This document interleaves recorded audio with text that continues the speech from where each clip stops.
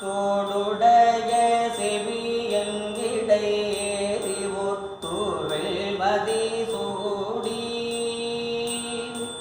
காடுடைய சுடலை பொடி பூசியன் உள்ளம் கவர் கள்வன் ஏடுடைய மலரானுனை நான் பணிந்தேத்த அருள் செய்த பீடுடைய பிரமாபுரம் மேவிய பெம்மானிவனன்றே அருணெறிய மறைவல்ல முனியகள் பொய்கை அடர்வேக பெருநெறிய பிரமாபுரம் மேவிய பெம்மானிவன் தன்னை ஒரு நெறிய மனம் வைத்துணர் ஞான சம்பந்தன் உரை செய்த திருநெறிய தமிழ் வல்லவர் தொல்வினை தீரல் எளிதாமே. இவ்வாறு பதிகங்கள் 11 பாடல்களை மனனம் செய்யும் மரபாக இந்த இசைமரபு கடைபிடித்து வருகிறது. அதனைத் தொடர்ந்து பன்னாங்கம் என்று சொல்லக்கூடிய தாளத்தோடு இசைந்து பாடக்கூடிய இசைமரபு. தோடுடைய செவியல் விடை ஏறி ஓர்துவல் மதி சூடி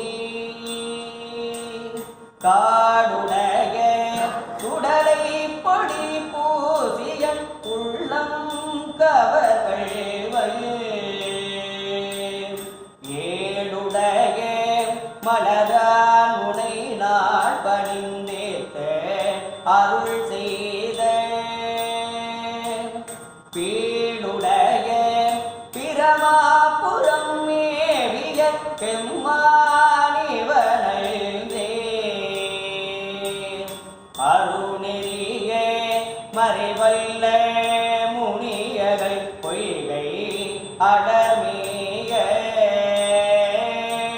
பெருநெறிய பிரமாபுரம் மேவிய பெம்மானிவள் தன்னை ஒரு நெறிய மனவை துணர் ஞான சம்பந்தன் உரை செய்த திருநெறிய தமிழ் வல்லவர் தொல்வினை தீர்தல் எளிதாமே.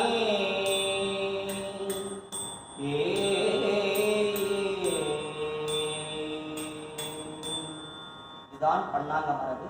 இது மேடைகளில் பாடும்பொழுது ஒரு முறைக்கு 2 முறை சங்கதிகளை அழகாக போட்டு பாடக்கூடிய கச்சேரி மரபாக இருக்குது.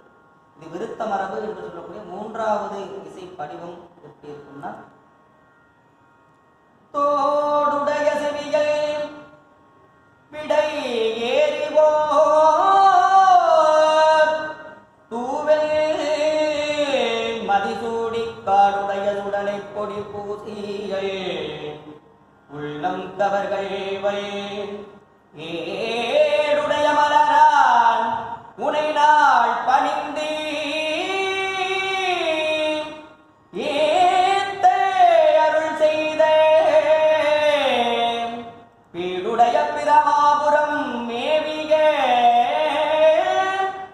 பெம்மான் இவனன்றே.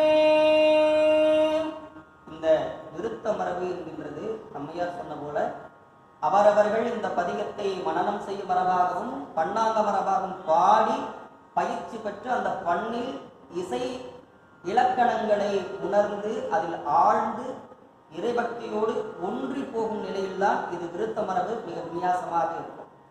சங்கீதத்தில் பாடக்கூடிய போது கச்சேரியில் மெயின் ராகம்னு இருக்கும், மெயின் பாட்டு. அந்த மெயின் பாட்டுக்கு கச்சேரியோட நடுமைய பள்ளியில் மிக முக்கியமான ராகத்தை எடுத்து மிக விநியாசமாக பாடி பிறகு அதில் கீர்த்தனைகள் பாடி சுரக்குறைப்புகளாக இருக்கக்கூடிய இன்றைய இசை மரபுகளில் இருக்கக்கூடிய இந்த இசைக்கு நிகராக பாடக்கூடிய ஒரு வடிவம்தான் இந்த விருத்த மரபு.